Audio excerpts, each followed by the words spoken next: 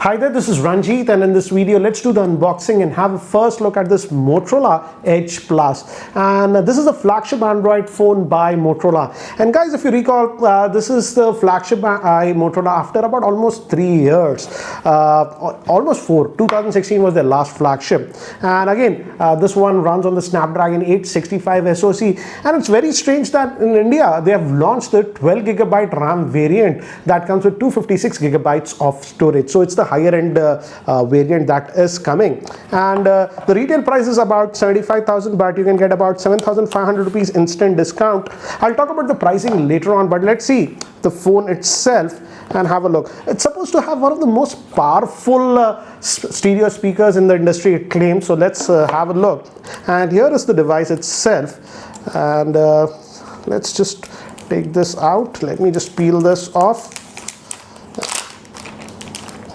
So here is the device itself, and it has that curved edges, and if this is what, this is nothing, so must be some paperwork and stuff. It says Motorola Edge, read me guide, gives you a basic idea about the stuff. The back camera is supposed to have a 108 megapixel. We have a SIM ejector tool, and we have a plastic case also. This is flexible plastic case that we are getting on other devices. Also has a cutout for the camera at the back. So this is how it looks. I'll just keep this to the side, and we also get headset in the box. That's nice. So we are getting a headset with some extra ear tips, and these are in ear and also have a Motorola branding over here, and what do you say, over here we have a button to take or end calls, again with Motorola branding. So nice to see that we are getting at least this one in the box. This extra tips also I'll just keep there, and this will be the USB Type-C cable. And again, this is the 18-watt fast charger that is bundled. Also, this smartphone claims to have even wireless charging and even reverse wireless charging like most flagships these days. And if you look at it, actually the aspect ratio is very different. It feels narrow, so that's why it is very comfortable to hold in your hand, and as you can see I can reach this step, so that's interesting. And on the top, if we go, we have a 3.5mm headphone jack. This is a rarity these days, but we have the 3.5mm headphone jack. And here we have the volume rocker, and the power on off button is here at the bottom vent for the speakers, the Type-C port, main microphone over here, and the SIM tray is also over here. And let's just take this out, and it's a what do you say, dual nano SIM over here, as you can see. So let me just put this back, and here we have nothing. Back is an interesting setup. Again, like most modern smartphone, this is again a camera centric smartphone. The main camera is a 108 megapixel, which is also having OIS. Then we also have a 8 megapixel. That's actually a proper zoom. That's a 3x optical zoom. This also has OIS. Then we have a 16 megapixels ultra wide, and time of flight for depth. We have a Motorola logo over here, and this is sort of a fingerprint magnet. It's best to use with a case. And looks like we also have a secondary microphone over here, and one more microphone over here. So noise cancellation and video recording should be good, at least in the audio department. And front we have a punch hole type of a notch for the 24 megapixel. And I'm just booting it up, guys, and by the time I boot it up and I set it up, here is a configuration overview. This Motorola Edge Plus is having a 6.7-inch Super AMOLED screen. That's a full HD plus 90 Hz screen protected by Gorilla Glass 5. It's powered by the Qualcomm Snapdragon 865 and it's 5G compatible. Comes with 12GB of RAM and 256GB of storage with this UFS 3. Moving to the camera, we have a quad camera setup. The main camera is 108 megapixel. Then we have a 8 megapixel, that's a 3x zoom. Then we have a 16 megapixel ultra wide and time of flight for 3D depth. Front facing camera is a 25 megapixel. We also have wireless charging, 15 watt, and even reverse wireless charging, and a 5000 milliamp hour battery. So guys, I've just set up this smartphone, and the first thing that I noticed is that though this is having that big screen, 6.7-inch screen, it does not feel very bulky. And in fact, this is the S20 Plus that I have, and if I place it side by side, if you notice in the width, the S20 Plus has more width than this one. So definitely when I'm holding the phone in one hand, this feels more comfortable. That's because of the rounded edges that we have. And again, as it's a Motorola phone, guys, almost stock Android experience that you're getting, apart from some just Motorola specific apps. That's this Moto app, and again you have stuff like Moto actions and stuff, useful stuff. For example, we have this fast flashlight and quick capture. For example, if you use earlier Motorola phones, the same thing. If you do this double chop, the flashlight opens, and if you just do this double twist, the camera actually opens. So useful stuff, I would say. No bloatware. And this is supposed to have a very loud speaker, one of the loudest stereo speakers in the industry, they claim. And let's try that. Let's try my own YouTube video, YouTube Premium. It says no, I'm not sure. Just let's. Hey, this is Ranjit, and in this video, let's do the unboxing and have a look at this Mean Box 4K. And this is definitely box that really loud, guys. And television. If it's not a smart television, you can just attach. So definitely, actually louder than most of the smartphones that have a stereo speaker. So again, I will test it more. You'll have a good experience, and I really like the fact that though this is having that 5000 milliamp hour battery, it feels sleek in the hand. They have managed to put that 3.5mm headphone jack, even though it has that 5000 milliamp hour battery. So I really like the fact that we have the 3.5mm headphone jack. I'll test that a little bit more. Now, talking about the edge screen, this is actually almost 90 degrees over here. And in fact, when you're playing games and stuff, you can have virtual triggers over here, and you also have some options. For example, you can have your quick apps over here. You can set it up what you want for swiping in and all those things. And if you notice here, I have a button. I'll just press that, and just notice closely. Now the text is almost falling towards the edges, so give you very immersive feel. But if you don't want that, you can just double tap over here, and it will resize this one. And also it has edge lighting. For example, if I just switch it off like this and I keep it like this, let me see if the camera will pick up. If I press it once, a light actually glows. The camera is not able to capture. I'll move to a different angle and show you. To show you the edge lighting, as you can see, it's like here, and if you press the power button once, this actually shows you the battery percentage. Right now it's approximately at about 80%, so you can just quickly get an idea about this one. And also it works for calls and stuff. For example, let me just make a call now to this number, and as you can see, so that's how it glows.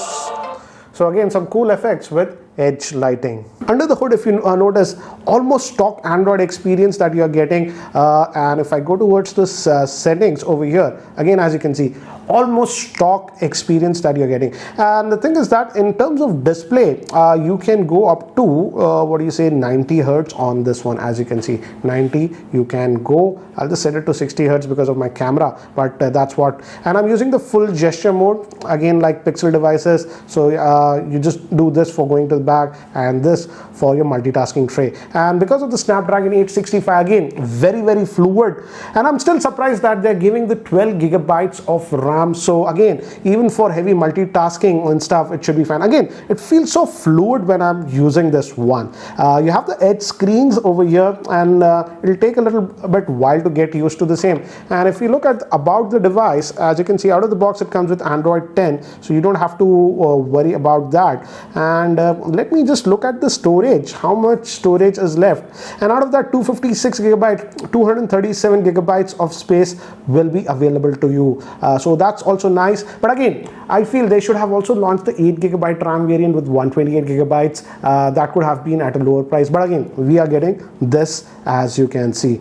And again, this is almost stock experience that you're getting. And let's also now test the in-display fingerprint scanner, because it's an AMOLED screen. We have that, and here the Moto display, and as you can see, it works very well. Again, this is that legendary Moto display, and the in-display fingerprint scanner works very well. And with this Moto display, if you get to know what notifications are there, etc. And if you have used any earlier Motorola device, you know how useful that can be.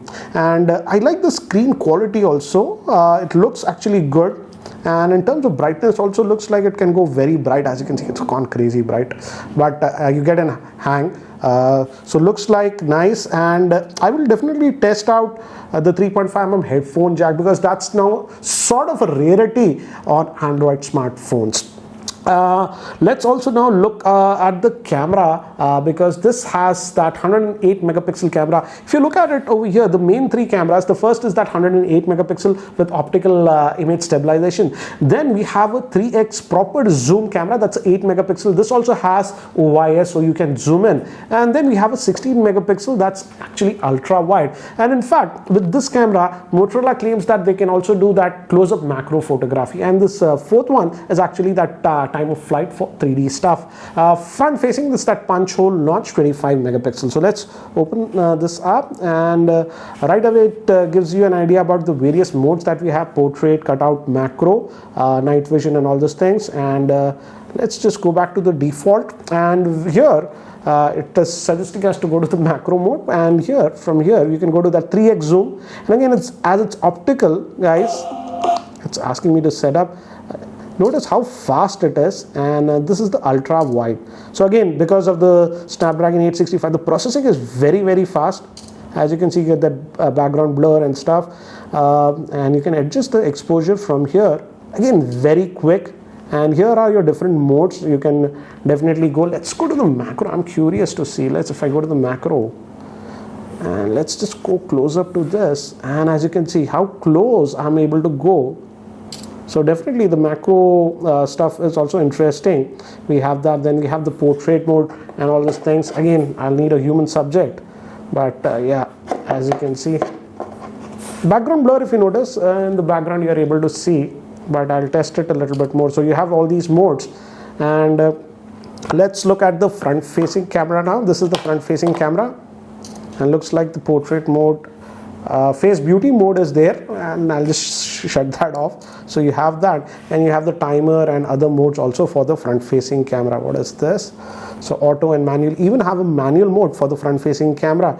And video, I believe the rear facing can shoot up to 6K. So let me do one thing. Let me actually take some samples with this one so that you have a better idea regarding the camera. So these are some of the outdoor shots taken with the Moto Edge Plus, and notice the colors are really good, and this was in that wide angle lens. Again, notice these shots, they look so natural and beautiful.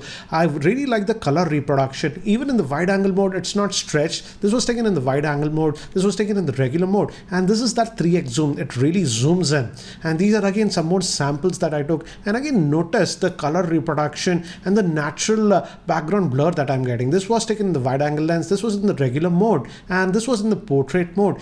And here I finally used the 3x zoom option. One more example, regular mode, and here I enabled the portrait mode, and here it was that wide angle lens, and these were taken with the front facing camera, and front facing camera produces some very good results even with the portrait background blur mode, as you can see. Now moving to some of the indoor shots that were taken in completely artificial lighting in my office. Again, as you can see here also, we got some very good results. We get the natural background bokeh blur very easily with this one. Now moving to human subject, this was taken in the wide angle mode, this was taken in the regular mode, and here I used the portrait mode. One more example, this was taken in the regular mode, and this was taken in the portrait bokeh mode. Shooting this video with the Motorola Edge Plus, and the audio is also being recorded via the same. And as you can see, guys, I'm just walking around so that you get an idea how will be the video recording and the audio recording with the front facing camera of this Motorola Edge Plus. So guys, that's it for now for the unboxing of this Motorola Edge Plus, and certainly an interesting device. And I would say in India, some of the other alternatives that we have for Android smartphones in the flagship segment would be the Samsung's, the Ultra, that has a 108 megapixel camera. But again, the problem with the Galaxy S20 series right now in India is that they don't come with the Snapdragon 865, they come with the Exynos SoC, and also that 3.5mm headphone jack is missing. Then I feel we also have the OnePlus 8 Pro series that can also be interesting, but again, that does not have that 108 megapixel camera, and I feel the camera might be more versatile on this one. And I also feel why these other flagships miss on that 3.5mm headphone jack. But again, nevertheless, I would say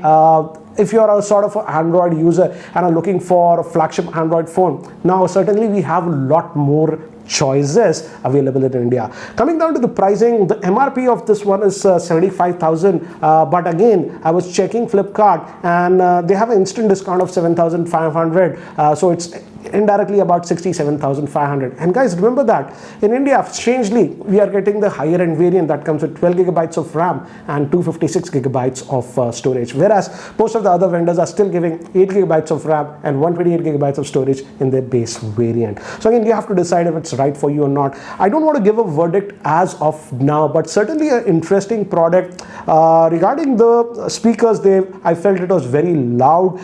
Camera's initial impressions looks to be interesting, but I'll definitely test this out for a week or two and post my full in-depth review. If you have any specific questions about this device, do post your questions in the YouTube comment section below and I'll try to include them in my review. Anyways guys, if you guys are still not subscribed to my YouTube channel, hit that subscribe button. This is Ranjit and I hope to see you in my next video. Take care guys.